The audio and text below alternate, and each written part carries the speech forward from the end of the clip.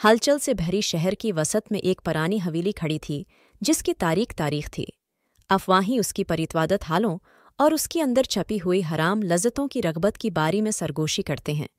एक तूफ़ानी रात दोस्तों की एक ग्रुप ने एक दूसरे को हवेली में रात गुजारने की हिम्मत की। उसके राज से पर्दा उठाने के लिए भी चीन थी। उनमें लिल्ली भी शामिल थे, एक नौजवान औरत जिसकी खूबसूरती ने उस पर नज़रें जमाने वाली सबको मसहूर कर दिया। जैसी जैसी रात ढलती गई और साई लंबी होती गई, दोस्त हवेली की मध्यम रोशनियों वाली राहदारियों में दाखिल हुए। उनकी दिलजोश और खौफ से धड़क रही थी, लेकिन जब उन्होंने छोड़ी हुई कमरों का जायज़ा लिया तो उन्हें एक अजीब सा एहसास हुआ, जैसी वो उन देखी आंखों से देख रही हूँ। लिल्ली एक पुरअसरार क़ुव्वत से खींची गई, हवेली में घराई में घूमती रही। उसकी हवास नामालूम की सनसनी से बुलंद हो गई। चमकती हुई मोमबत्ती की रोशनी में इसने एक अजीम बाल रोम से ठोकर खाई। उसकी दीवारें धुंधली टेपेस्ट्रीज और गढ़ते हुए मुजस्समों से मज़ीन थीं। जैसी ही लिल्ली ने बाल रोम में कदम रखा, उसने अपने पीछे मौजूदगी महसूस की, उसकी जल्द के खिलाफ रेशम की सरगोशी।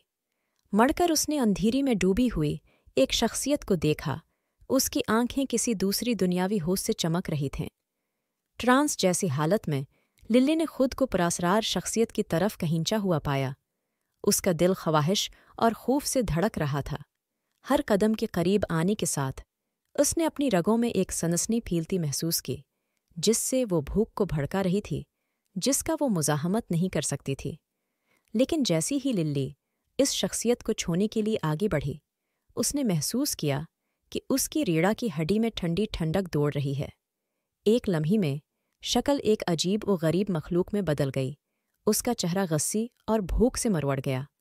दहशत की चीख के साथ लिल्ली हवेली से भाग गई। उसका दिल खौफ और नदामत से धड़क रहा था।